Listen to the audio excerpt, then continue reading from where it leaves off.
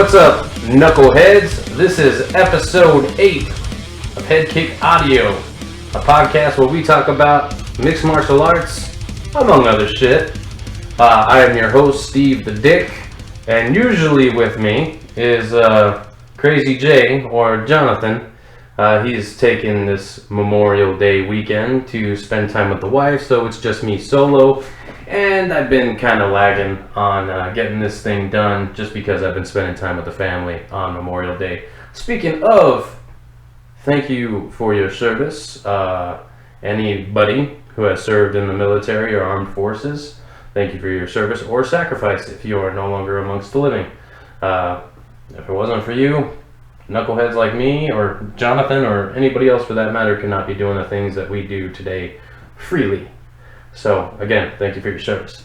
Again, this is a mixed martial arts podcast where we talk MMA.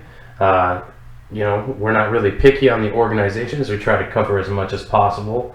With that being said, I'll go ahead and get us started on CFFC, or Cage Fury Fighting Championships 75, where they crowned a new strawweight champion in Miranda Granger. She defeated Heloisa Acevedo via guillotine choke, standing guillotine choke, 41 seconds into round 1. This chick is a fucking badass. I expect the UFC is in her future, or at least the Dana White's Contender Series, because it was announced in the post-fight interview that she would be getting the call to be featured on Dana White's Contender Series, so good for her. Also on the card, we had Jordan Amgonowinski defeat Terrion Ware for the only decision on the card, and it was a split decision. Terrion Ware, a UFC veteran, he went 0-4 in the promotion, and he fought some tough cats over there. But he did come in overweight, so I'm thinking something probably happened within his training camp that probably prevented him from making weight, but no excuses. I didn't feel it was a split decision. I thought Jordan Amgonowinski, that's a great fucking nickname, by the way. I thought he took, at least 29-28 in my opinion, but nonetheless, the right guy won this fight. Also on the card, we had Kane Carrizosa defeat Shohei Yamamoto. I should really get better at these international names. TKO injury. Yamamoto probably dislocated his shoulder a couple minutes into the fight, and was still fighting. His arm was just dangling there, but he wasn't quite ready to throw in the towel. But the ref steps in and waves off the fight. So Kane gets the TKO via injury. I hope he gets a rematch. I would be totally okay with that because it was a fun fight up until the injury. So hopefully CFFC can just run that one back. Kevin Worth defeated Carlos Puente Jr. via submission and rear naked choke in round 2. Chris Vassell defeated Troy Guerrero. I'm not really sure if I'm supposed to roll my R's on that one, but I'm gonna anyway. Vassell beats Guerrero via TKO punches in round number 1, and in the beginning, or the main card opener, you had Danny Silva defeat Johnny Soto via TKO in round number 3, late round number 3. So CFFC putting on a night of finishes. I gotta say, I was pretty impressed with this card, and I actually got turned on to the promotion by MMA Junkie's John Morgan, or Junkie John. He was actually calling the fights with CM Punk and Jessica Penne, and I actually caught up with John literally like hours before this card started. He was able to give me a few minutes of his time, so I'm going to go ahead and let you guys check that out. This is me interviewing John Morgan just before CFFC 75. Check it out.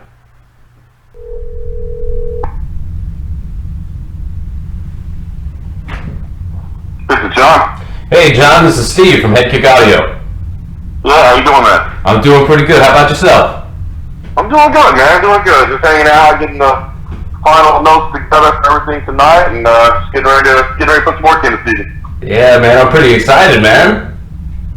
Yeah, me too, man. I think it's gonna be a lot of fun, man. I'm looking forward to working with Punk and Justin Penne as well, and I think we're gonna have a couple good fights, so it should be fun. All right, well, I have my frosty beverage in hand, so let's go ahead and get started. Alright, I'm jealous. Let's do it. All right, man, so I'm here with John Morgan of MMA Junkie. He's a multi-journalist of the year. What other accolades you got going on? I don't know, man. I hope I'm just a man of the people, man. I don't worry too much about the awards. I just try to put in a hard day's work and, hopefully bring some good content to the fans of MMA. Right on. Humble. I like it. Okay, so tonight John will be on the broadcast team for CFFC. What is it, 57? 75, actually. 75. Well, I have the right numbers. You got it. Yeah, no, listen, it should be fun. I mean, they've been out to California one time before, but they're venturing out west. CFFC is based on the East Coast. For anybody who doesn't know, they've been, a real premier organization out there in the New Jersey, New York, Philadelphia area for a long time. And they're heading out here tonight. Be myself, CM Punk, Jessica Penne on the call. So it's the first time we've all worked together in a broadcast team, and definitely looking forward to it. Okay, well, tell me a little bit about the card. Who should we be looking out for? Listen, right off the top, Miranda Granger versus Eloisa Azevedo. Miranda Granger undefeated, 5-0 as a pro. All 5 are finishes, 4 in the first round. She was 10-0 as an amateur as well. Damn. 15-0 in combined amateur and pro. And I can tell you that UFC matchmakers are definitely keeping an eye on her. And I think she could be headed to the UFC very soon. But she's got an opponent tonight that's been brought in from Brazil, Eloisa Azevedo. She lost her professional debut, but has since won 4 straight fights. All of those have come via stoppage. So 2 girls that know how to finish fights. And I think it's going to be very intriguing. The inaugural CFFC strawweight title is on the line, but that is a very key fight there. That's the main event. And like I said, the winner is very much on the UFC's radar. So that's a great one. And then Terry Ware versus Jordan Winsky is the co-main event, and I'm intrigued by this one. Terry Ware, a lot of people might remember the name from the UFC. Now, he's had a 4-fight run in the UFC, and he went 0-4. They say, well, why is that intriguing? Well, look at the people that he fought. He came in Cody Stamann, he fought Sean O'Malley, he fought Merab Dvalishvili. I mean, he fought just a murderer's row of opponents, and now he's fighting a guy in Jordan Winsky who's got a very impressive professional record early on that would love to put a UFC veteran on his hit list. So some very intriguing action in the top 2 fights for sure. Oh man, you got me pumped already. Shit. So man, I think it's gonna be a good night. I'm looking forward to it. Okay, so now this isn't your first time on a broadcast team before, and I understand that you actually had to take a step back from that. So what has changed to allow you to become part of a broadcast team again?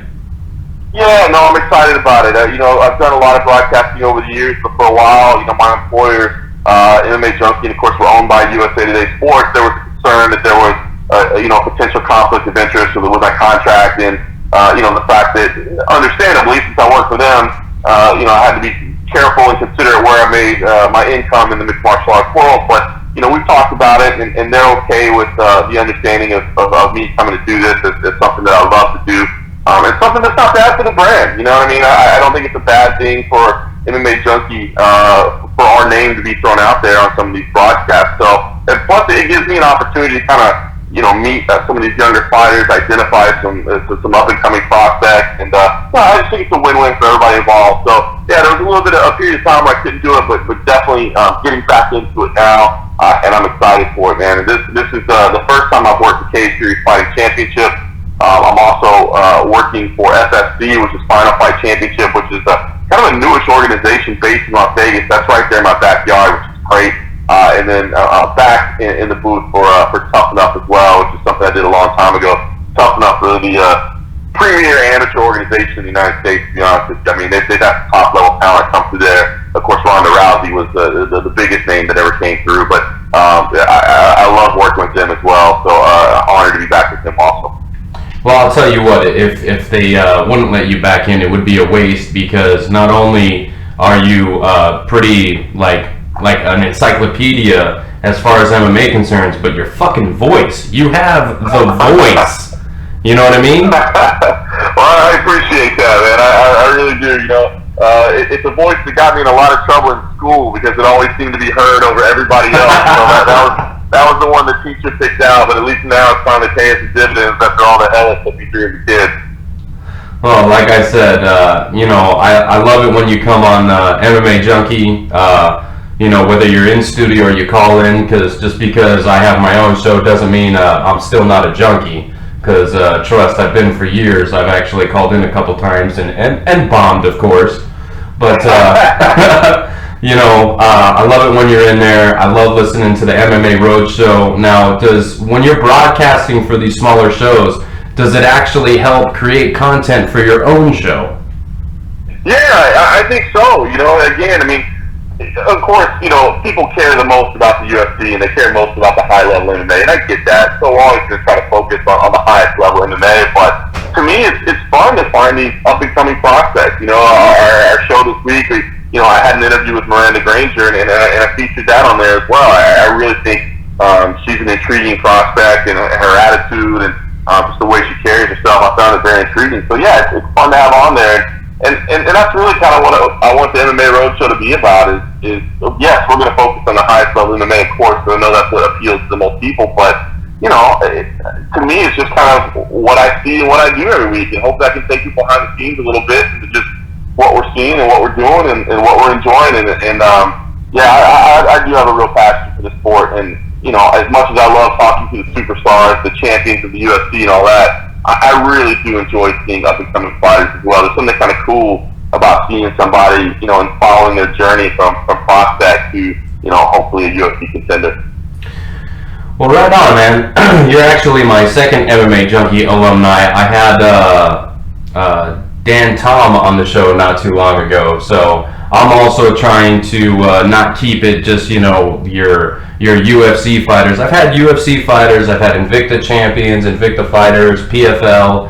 You know, I've had a good mix, but I also like to include my media, you know, where I get our sources from, and, you know, people I find interesting that are relevant to the sport. And I find that you guys are very relevant. Right on, man. I appreciate that. That's cool. Yeah, Dan Tom, man, that guy puts in work. If you want somebody to break down a fight, it's hard to find somebody better than him, man. He really does put in the work. So it's awesome because, you know, when he's talking to you about his analysis and his thoughts on fights, you know, he's not just shooting from the hip. I mean, it's coming from, you know, a ton of research time and reviewing tape and meticulous notes and observations. So he's a good dude to have on when it comes to breaking down fights. Yeah, he's really a big fan of footwork. You know, and I'm not talking just, you know, in the fight game. I'm also talking about, you know, doing the leg work also. You know what I mean? Yeah, no question about it, man. He puts it in. Yeah, he's very, very good. Okay, so I know that you got a show coming up that you're working, so we'll go ahead and keep this short. But one thing that I find extremely fucking cool, aside from, you know, your voice, your experience, is tell my listeners about the blue shirt. Yeah, it's funny, man. It's kind of become a thing, you know. I really didn't think anybody would ever notice, and then since they did, I kind of embraced it. But, you know, if you see me cage side, you're always going to see me wearing a blue shirt, so it's pretty identifiable pretty quickly. But, you know, people say, oh, you know, how did that start? Well, you know, originally, basically just one night I randomly put on a blue shirt, and my wife sent me a picture of my son at home. He was still an infant at the time, but he was touching the TV, and his hand was right where I was sitting. She had kind of paused it to show him where I was, and I don't know, man, it touched me a lot, you know, because I was out of town, and you know, I'm on the road a lot, and so I've had to miss a lot of days over the year with my son, who's now 7, and she sent me that, and I was like, you know what, I'm always going to wear a blue shirt on fight night so that he knows where to find me. You know, you can turn the TV on, And if he's missing Dad, he knows he can find me really, really easily by just finding the blue shirt. And it was just something between me and him and my family. And I actually never thought anybody would notice, but I happen to be cage side quite often, so you end up seeing it on the broadcast. And if people did notice it, I was like, kind of have fun with it. But it's really just my son, so that when Daddy's gone, if he's missing me, he can turn on the fights on Saturday night and he can find me. Yeah, see, that's a very cool story. I like that. That's why I wanted you to fill my listeners in on that, because I'm pretty sure they're probably like, who the fuck is this guy in the blue shirt all the time? I know there's got to be some TV producers somewhere that are like, Jesus, this guy again with the bright blue shirt, good Lord. Did you ever put on the red shirt for Derek Lewis? Yeah, that's the only exception I've made. Well, I've made a couple exceptions over the years. In Brazil, I wore a yellow shirt a couple times because my wife bought me this bright yellow shirt for my son's birthday party. It was his third party, and it was Despicable Me themed. And so we were dressed in yellow. I'm like, where the hell am I going to wear this yellow shirt again? So I wore it to Brazil a couple times where it fit in. Hell yeah. And Derek Lewis actually one day in a press scrum was like, dude, you got to stop wearing that blue shirt. It gives me bad luck. And so I ended up putting on a red shirt for him, and he rattled off a couple wins in a row. It was funny. I would literally just kind of wear it underneath my blue shirt and just take out my blue shirt for the main event or whatever fight he was fighting. Listen, when Derek Lewis is standing next to you and he tells you something to do, you do it. You just do it. Yes, sir. Yes, sir. All right. Well, I just want to thank you for your time. You can follow John Morgan on Twitter at MMA Junkie John, correct? Yes, sir. Okay, and check out the MMA Roadshow. That's John Morgan and his co-pilot, Cold Coffee. So, see, I pay attention. I know what I'm talking about. I appreciate it. So, before I let you go, is there, anybody you want to thank? I usually do this for fighters, but... Yeah, I wish I had a big, long sponsor list to thank, but unfortunately, no. But, I appreciate the fans. We get a lot of support, and, the positive feedback that they take the time to give sometimes means a lot, because, listen, it's a dream job, no question about it, but it's a lot more work than I think a lot of people realize, so it's cool to hear when people dig it, and they appreciate the effort. So that's always good. And tune into the fights, and then obviously they'll be on tape delay or whatever as well. You can pull them up on demand at UFC Fight Pass. So check out CFFC 75. All right. Well, that's John Morgan. He'll be on the call at CFFC 75, not 57. All right, man. Go break away. Appreciate it. Thanks, brother. All right, man. Thanks for the time. Have a good one. On Friday night, LFA put on another great card. This was LFA 67, another night of mostly finishes, and this was in the Branson Convention Center in Branson, Missouri. Like I said, this card was a lot of fun. You had Ronnie Lawrence defeating Garrett Armfield via unanimous decision, 30-27s across the board. Mike Breeden defeating Chell Irwin Davis via TKO, round number 3. Solo Hatley Jr. This guy, I believe, there was almost like a foot difference between him and his opponent. And a great deal of reach disadvantage. I don't have my notes in front of me as per usual, so I don't have the particulars, but this little dude still got the knockout. It was pretty insane to watch, and I do believe that the highlights can be found on ESPN. So check out Solo Hatley Jr. Knocking out TJ Britton, round number 1. Incredible. I'm a short guy myself, so I take a lot of pride in short guys getting it done. So hats off to you, Solo. Great job. TJ Brown defeats Ken Beverly via knockout head kick. I don't know if it was downtown or uptown. There was a lot of confusion there on his nickname, but pretty fun fight. It was all over the fucking place.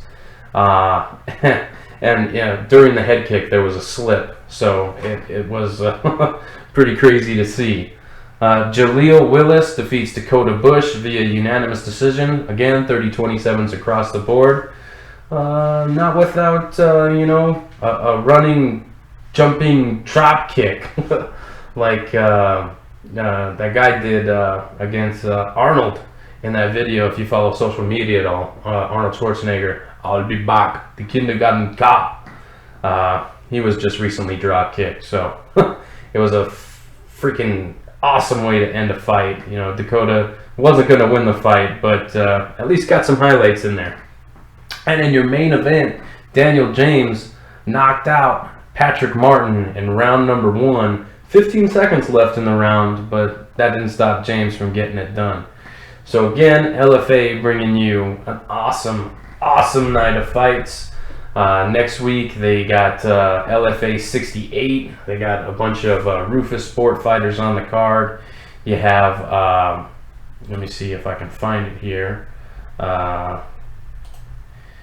It's Hafian Stotts versus, let me see if I can do it up here. Oh, okay. Barbosa versus Jennerman. Let me bring up the whole fight card so we can check that out real quick. You got Rafael Barbosa versus Nate Jennerman. You got Ralph Acosta versus Hafian Stotts. Bobby Lee. That's an exciting cat to fucking watch, so make sure you check that one. He's fighting Macon Mendonca.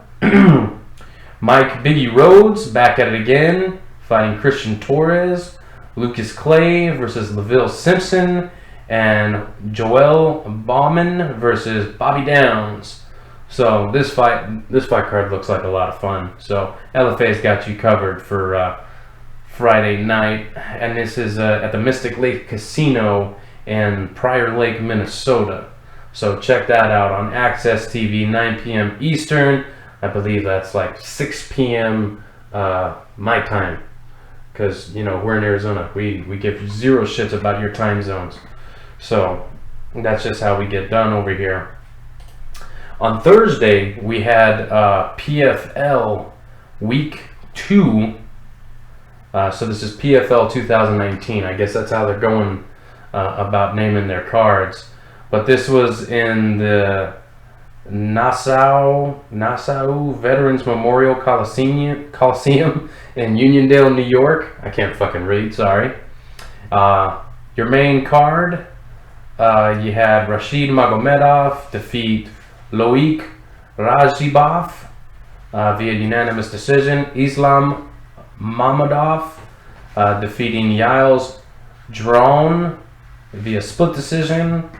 Ahmed Aliyev defeating Carlos Silva via knockout, round number 1. Andre Harrison was previously undefeated until he ran into Lance Palmer in the rematch in PFL season 1. That was in the finale. That's where Lance Palmer claimed the title and a cool million. So Andre Harrison remains only defeated by Lance Palmer, taking a unanimous decision from Peter Pettis. I think that's how you say that, Pettis. 30-27s across the board. Chris Wade defeated Nate Andrews, who was like on a 7 or crazy fight win streak over in CES. He was their former lightweight champ. Unable to get the job done here. Succumbs to a unanimous decision to Chris Wade, and Chris Wade could have been your season 1 winner at lightweight had it not been for a botched decision loss to Nathan Schultz. And in your main event, you had Lance Palmer defeat Alex Gilpin via unanimous decision. Again, 30-27s across the board. And they had some exciting fights on the preliminary card, which it's the preliminary card because that's the way fights are structured. Fight cards are structured with your main card and prelims, but all these fights, they have an equal bearing on each season. So just because they're prelims doesn't really mean it doesn't really mean anything. But Nathan Schultz defeated Bo Yin Sang via submission, rear naked choke, round 1, 303. Luis Rafael Laurentino defeated Jeremy Kennedy via TKO, head kick and punches in round number 1. Jeremy Kennedy was also on the bad end of a groin strike just beforehand. So he was looking to keep the intensity going in the fight, and ultimately it led to his demise. He gets knocked out in round 1. Movlid Kaibuliev. This was definitely on ESPN. It was a 10-second knockout. Dude steps in with the knee, and Damon Jackson's night, his night was over. Lights go out. Nobody's home. So hopefully he's okay. I think I've seen on the social media interwebs that he is in fact doing fine. And in a big upset, Gatsi Rabadanov defeated Steven Seiler via unanimous decision, 30-27s, and you got a 29-28 in there.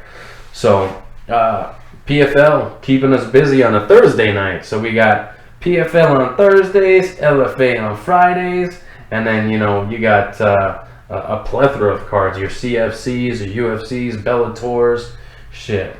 We're busy here at Headkick Audio. So, but I say keep them coming. I like to be busy. And earlier in the week, we caught up with Brianna the Bull Van Buren. You gotta check this chick out, man. She just fucking went through a fucking a strawweight tournament where she claimed the strawweight title. Fought a couple UFC vets on her way to the title, and looked pretty fucking awesome doing it. Like I said, we caught up with her a couple days ago, and we actually had quite a bit of fun. So look forward to playing that for you here in a minute. But let me just tell you the road that she had. Okay, so in her first fight, which was the opening round, she fought Manjeet Kolikar, who is a training partner of Roxanne Modafferi. Pretty strong chick for the strawweight division. And Brianna gets done in round 1, which I think the opening round was only 5 minutes, and maybe even the semifinals. Yeah, it looks like the semifinals were even just one 5-minute round. So Invicta keeping it exciting here. This was Phoenix Rising, which took place in the Memorial Hall, Kansas City, Kansas. Let me see. This was a few weeks ago. I can't. Yeah, I don't know when the exact date was, but yeah, she fought Manjeet. She armbarred her in the first round, and then in the semifinals, she took a unanimous decision, so she got 10-9s across the board for the semifinal round against Juliana Lima, a UFC veteran. Okay, and then all the way in the final, so this was for the belt. She got a rear naked choke on another UFC veteran, Kaylin Curran. So there was also Danielle Taylor was in this tournament. Itzel Escobar was in this tournament. So there's some pretty bad chicks on this card. And Brianna ultimately, she ends on top. She's got the strap. She's got the belt. And there was a nice little call out, that I saw prior to our interview, where Tisha Torres is looking for a fight, and Brianna Van Buren says, "Hey, I'll be your Huckleberry." So I think that's an exciting matchup. It remains to be seen if she gets what she wants, but I think at this point anything is possible, especially when you're going through essentially a murderer's row of Invicta strawweights. Like I said, two out of the 3 that she's fought has competed on the UFC stage. So if that's any indication that she's ready, I'll go ahead and put my money on that. So that was your recap on Invicta Phoenix Rising tournament where Brianna Van Buren over to the Bull, she claimed the title. She's got the strap, so she's the one with the target on her back. So, like I said, we caught up with her in a very fun interview, and I'm gonna go ahead and play that for you right now. So check out Brianna the Bull Van Buren. All right. So we are here with Brianna the Bull Van Buren, Invicta champ. How you doing, champ? I'm doing good. I'm on my way to the gym right now to go teach a strength and conditioning class, but overall I'm doing good. Can't really complain. So you're a couple weeks removed from claiming your belt. How does it feel to have the title of champion? Yeah, it feels awesome. I think like the first week I was pretty excited. Now it's just all about getting back to work. Very good. Now, I also saw on social media, and if you recall, we also, tried to promote that on our end as well. But there was a little bit of call out on social media towards the Tiny Tornado. Oh yeah, teach Taurus. Yeah, I saw that she had called out Cynthia Cavillo, and Cynthia's currently scheduled to fight Olivia Renalta Salza in Sacramento, so I figured, she's down to scrap, I'm down to scrap, so why not make it happen? Okay, now are we in a rush to get to the UFC, or are we just trying to maximize our opportunities here? I'm not in no rush at all. But again, I'm always down to fight if somebody's looking for a fight. I can't argue with that, and I do know that that matchup, in my mind, is fucking fireworks. So if that does come to fruition, count us in. We are stoked. Yeah, I like that. I like the matchup too. Ideally in a perfect world, once the UFC starts calling, then ideally in a perfect world, I would want a top 10 fighter, but. It is what it is. Obviously, I can't call the shots. Especially somebody coming in under a smaller promotion. But in a perfect world, I would want a top 10 fighter. Okay, well, I agree with you that Invicta is the smaller promotion in regards to how big the UFC is, but Invicta has some of the best female fighters on the fucking planet. Oh, hell yeah. I mean, going through Phoenix Rising, the tournament that you just fucking steamrolled, you went through some UFC talent on your way to claiming your belt. Yeah, I did. Yeah, you did.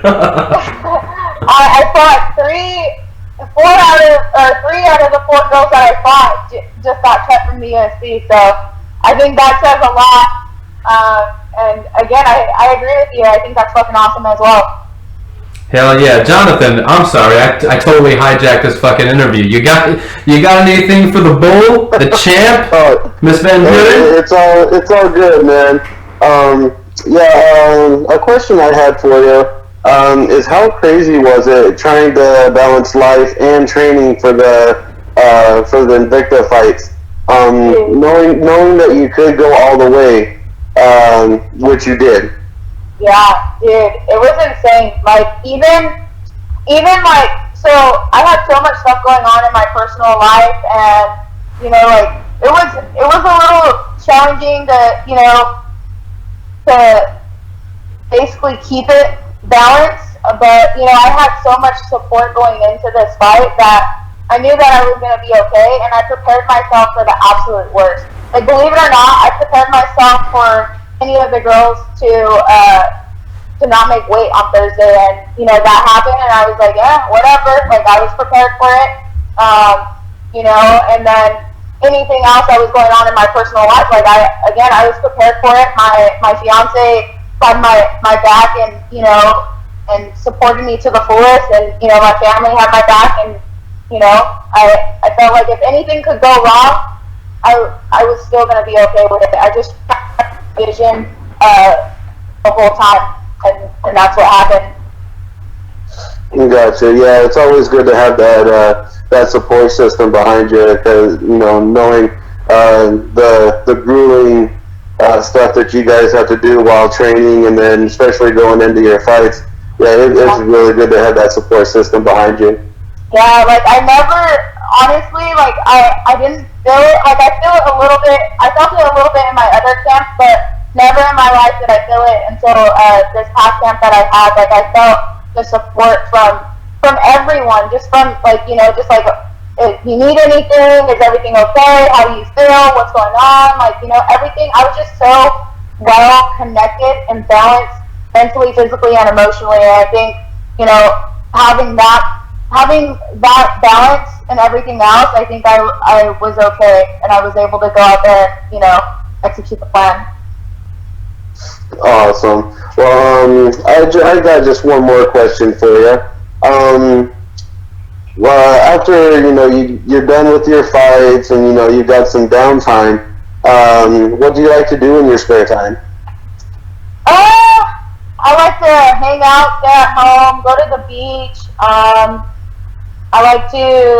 haven't gone fishing in a while just because I've been so busy, but it's nice to go out on the lake.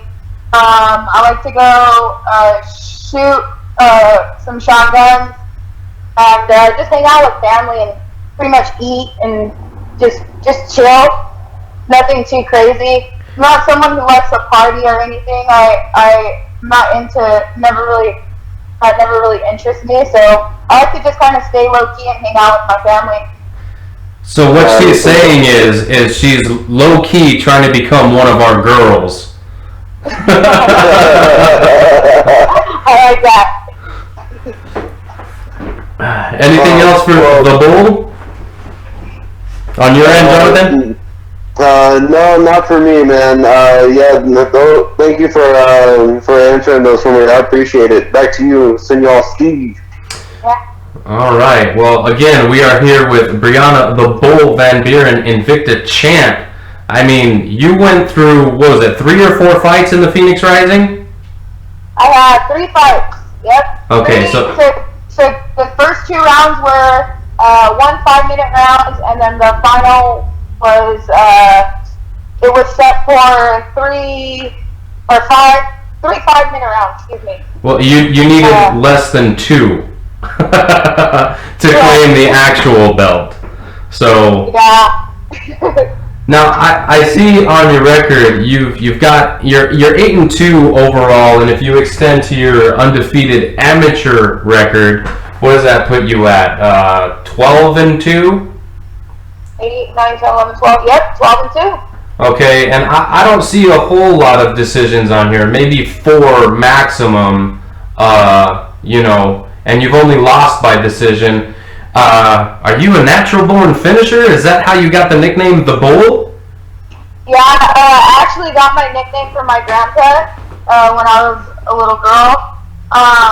But it just kind of came like as I was training. My uncles, my uncle is my head coach. He's my head striking coach, MMA coach, Anthony Figueroa, and he gave me my name, the Bull, inside the fight game as well, because I like to come forward a lot. And to answer your other question about, leaving it in the judge's hands, I'm not too, I like to finish fights. I like to go in there and just, get the job done and do what I have to do. But most of all, obviously, I'm not going to go and lift and brawl or anything like that, but ideally in a perfect world, it's always nice to finish some fights. I don't like it when it goes to the decision. If you notice, like my 2 losses, they're from decisions.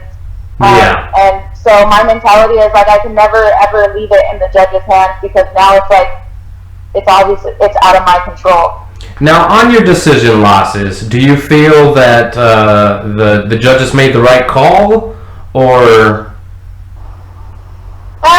Not necessarily, but to be quite honest with you, I learned a lot in those fights, and I'm past that. I don't really. I feel like I won both of those fights, but it is what it is. I mean, if any of those girls want to run it back, we can always run it back, and best believe I'm a whole new MMA fighter than I was than I am now. Well, I like that fucking mentality. I see where you've got the nickname. Okay, hey, watch out. Hey, thanks. Okay, so look, now you're the fucking champ. Okay, nobody can take that away from you. You went through a grueling tournament. Nobody can take that away from you. And in my opinion, that's like one of the hardest ways to get a belt is going through a tournament.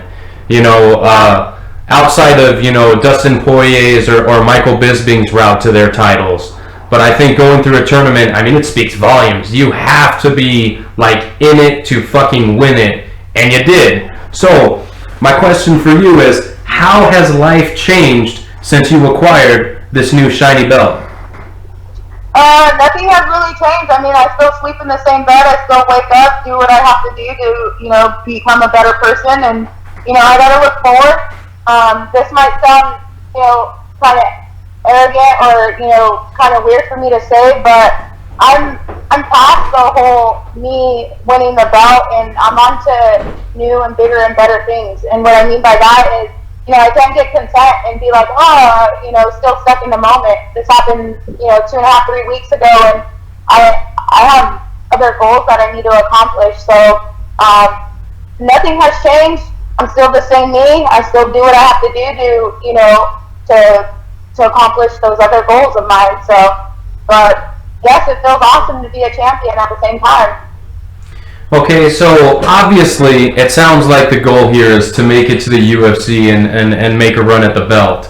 But let's just say the UFC doesn't come calling right away, and you're left, to your own devices here in Invicta. Who would you want next? Honestly, I'm gonna let you decide. I'm gonna let the fans and everybody else decide. I'm I don't know. That's the thing. Like, I don't know who it is that they can give me. Everybody that was in the tournament, like, I literally fought like all of the best of their straw weight. So I don't know. I don't know who they would give me or who I would even fight. Like, I mean. So at this point, it's either the UFC or bust. What's that? I said, so at this point, we're at the UFC or bust. I mean. Unless Invicta can come up with something, appetizing. Yeah, I need to call. I'll call Shannon up next week and figure it out. I know that they have, another event coming up in June. So I know that she's probably not too worried about what's next for me right now. But I'll definitely give her a ring and ask her. As far as the UFC, I mean, Mick Maynard hasn't called me. He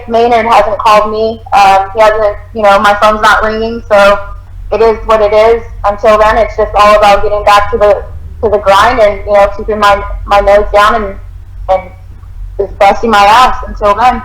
Well, I'll tell you who called. Headkick Audio called because you were a fucking badass and we had to get this interview done.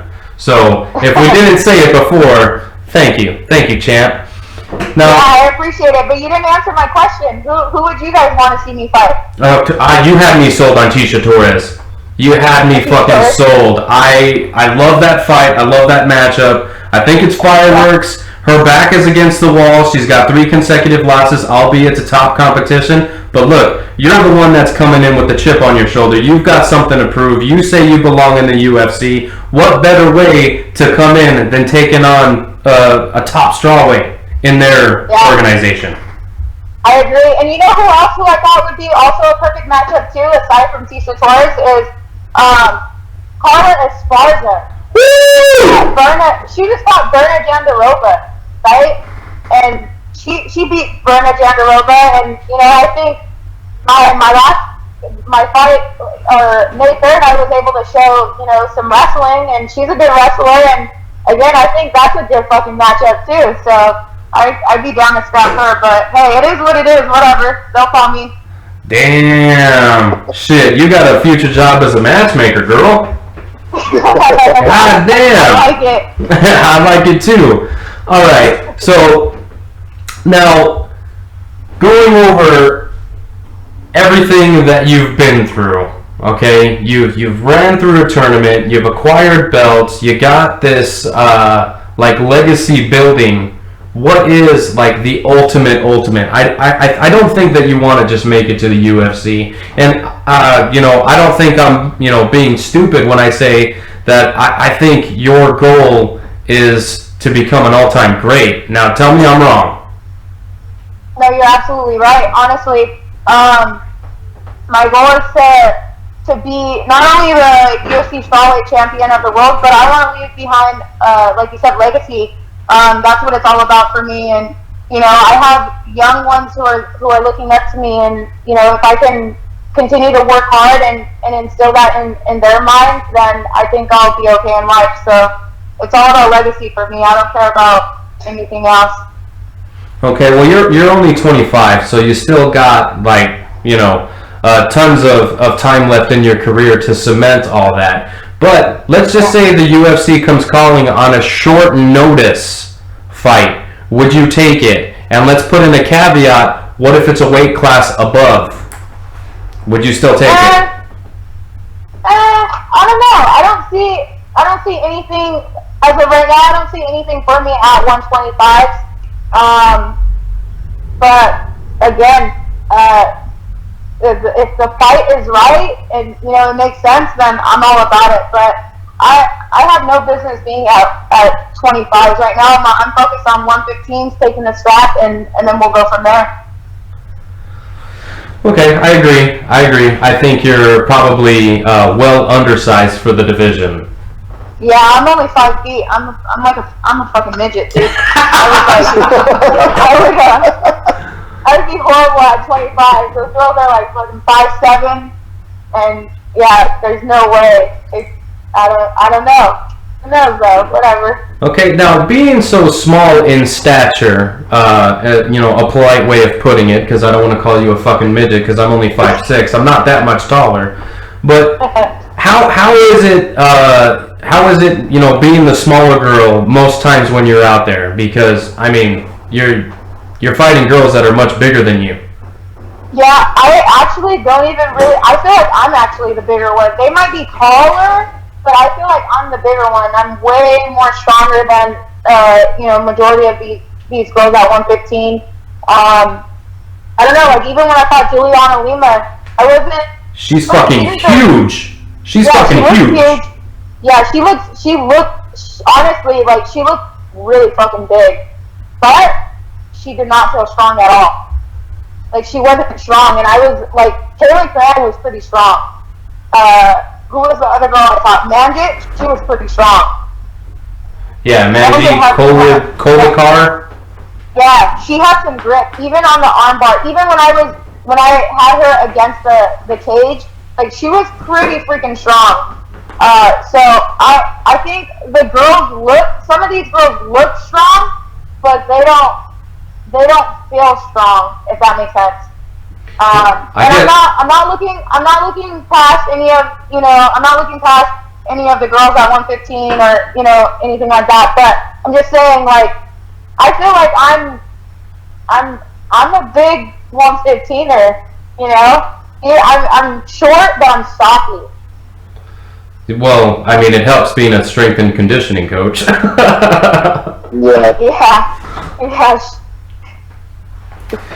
All right. Well, I think that's about all the questions that I've got on my paper in front of me. So, you want to do some fun questions, or what? You want to give our listeners a little inside scoop on yourself? Sure. Let's do some fun questions. I'm all about it. Okay. What type of music do you like to listen to? Country. I listen to a lot of country music. If I'm in fight camp, I'll switch it up, but I always end up going back to country. You know, that makes sense. You did say that you like to fish, which I'm on a 3-day weekend, so I might have to sneak some of that in myself. There you go. And that doesn't go without a 6-pack, if you know what I mean. There you go. Yeah. Okay. Your favorite movie? Ooh, honestly, I don't like watching TV. I'm not a movie person. If I had to pick a favorite movie, $1 Million Baby, Tarzan, or Lilo and Stitch. Okay. So you like some Disney if you're watching a movie. Yeah, I say a little bit of Disney movies. Yeah, but I'm not. Again, I don't really like movies. I hate watching TV. I hate watching movies. Like, I told you, John. It drives me crazy. I told you she's trying to become one of our girls. Okay, what's your favorite method to finish a fight? Favorite method to finish a fight? I mean, if I can freaking knock someone out standing, then I'll take that. But yeah, I would say knockout or submission. Okay, what is your schedule as far as your strength and conditioning? Do you have like a method on how you break it down, or does the bull just go balls to the wall? Anthony Figueroa usually puts me through some tough strength and conditioning stuff, but I guess you can say I'm more of a throw balls to the wall. All right, I like it. And do you like to, well, as far as cardio is concerned, do you like to run? I love running. I used to do cross country.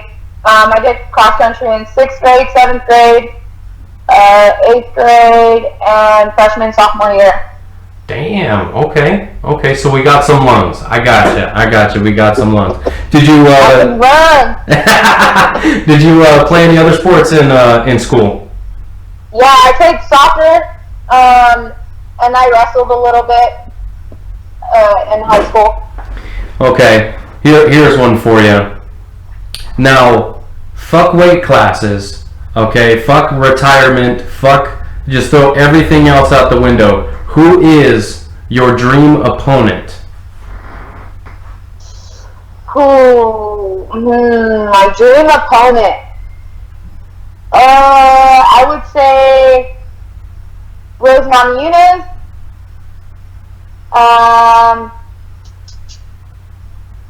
Ronda Rousey. Okay. Can I say that? Okay. Oh, nice. Yeah, actually, I would watch all that shit. Okay, and how do you win those fights? I'm gonna say armbar. Boom. Bam. I just said it. Damn. She's gonna armbar Rousey.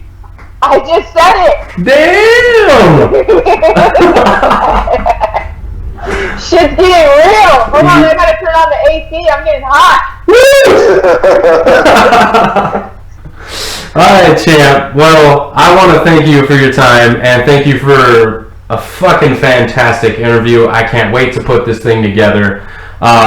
One last thing for you is I want to give you as much time to thank your sponsors, teammates, training partners, family. The floor is yours. Like I said, take as long as you want. I don't even give a shit. Go ahead. I appreciate that. First off, thank you guys for taking time out of your day to interview me. And thank you to all of my friends, family, and fans around the world, and my teammates at Andogs MMA, located in Gilroy, and at American Kickboxing Academy, located in San Jose.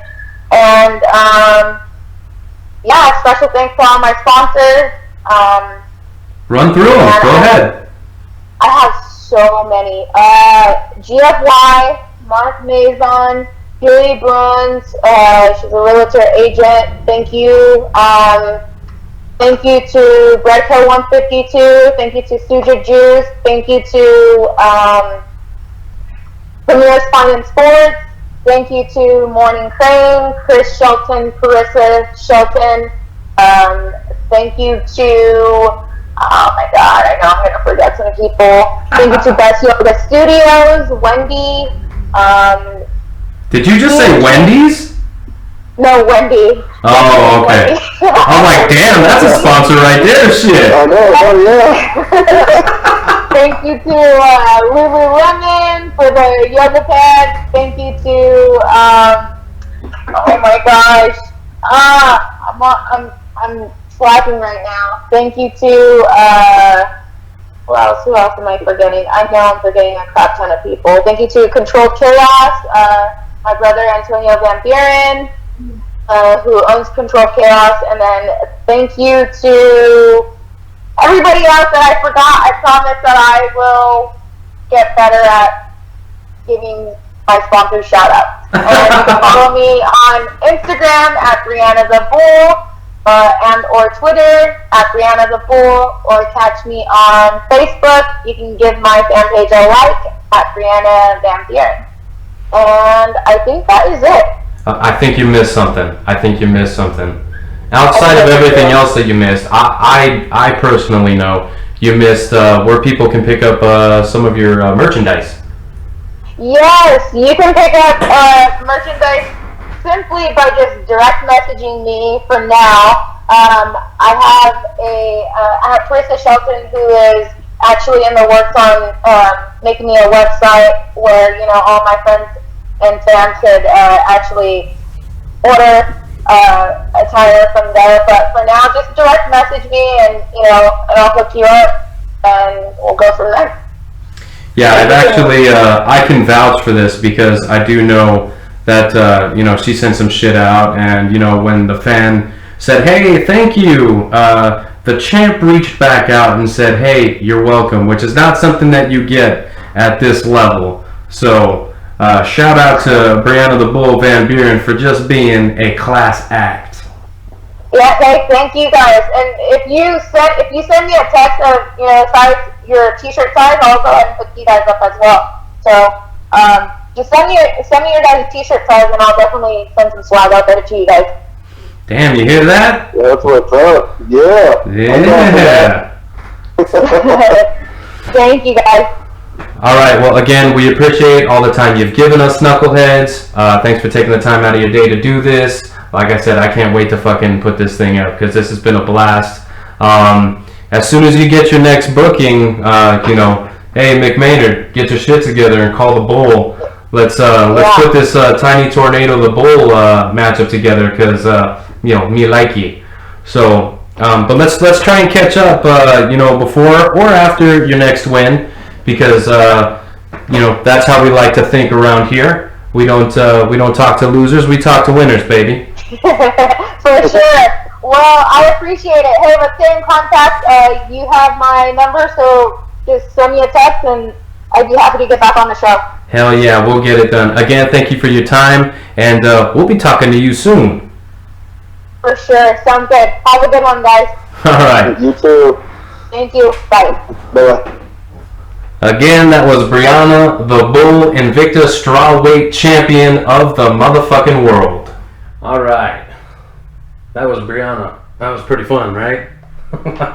Not bad. So we got a couple fights coming on in the future that I kind of want to, help us keep our eye on here. You got Cage Warriors 105, Barnett versus Carter. LFA 68, Cage Warriors is May 31st, and you can catch that on UFC Fight Pass. LFA 68, Barbosa versus Jennerman. That's on Access TV on May 31st. We also got CES 56, Boynton versus Dubuque on UFC Fight Pass, which was actually CES's home, used to be on Access TV.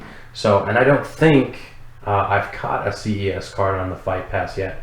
So it'd be interesting to see who's broadcasting for that one. Because, I don't just watch fights for the fights. I also am very interested in the broadcast booth and how they go about their jobs. I find that a very interesting career, I guess is what I'd call it. And then June 1st, 2019, From Stockholm, Sweden, you got UFC on ESPN Plus 11, or what I would probably call UFC Stockholm. Gustafsson versus Smith, you can catch that on ESPN Plus and ESPN 2. So we're going to go ahead and, since this is where all the money is at, we're going to go ahead and do a little quick preview on UFC Stockholm. So let's see. On your preliminary card, which is on ESPN 2, and it looks like we're going to have a morning card on our hands for you East Coasters. You got Joel Alvarez, Danilo Beluardo. But we'll just go ahead and go with that. I'm probably going to butcher a bunch of this shit, so just bear with me here. Devin Clark versus Darko Stozic. Bay Maliki versus Eduardo Santana. Frank Camacho, that's a fun dude to watch, versus Nick Hein, the German dude. Stevie Ray returns versus Leonardo Santos. Lena Landsberg versus Tanya Evinger. And then for your preliminary main event, you have Rostem Akhman versus Sergey Kondosko.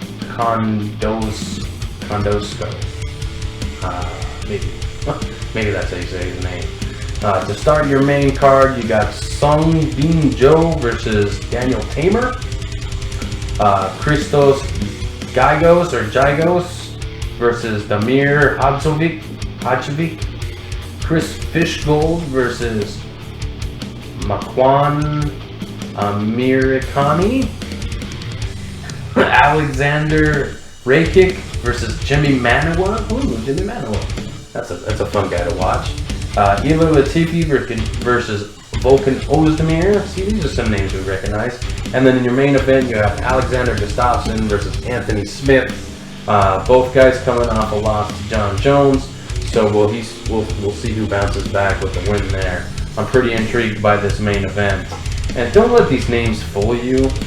Just because I can't pronounce them doesn't mean that these fights are going to suck. Like I said, you got Latifi on the card, Manuwa on the card, you got Tamer. The Tamer brothers are notorious for maybe bending or breaking the rules a little bit. So we'll have to keep our eye on that guy. But like I said, you can't let these names fool you. They got to the UFC, so chances are we're in for some fireworks, right? So that'll about do it for Headkick Audio episode numero 8. I'm probably going to go have a brewski and go to bed after I'm done editing this bitch. So, yeah, without further ado, I bid thee a farewell.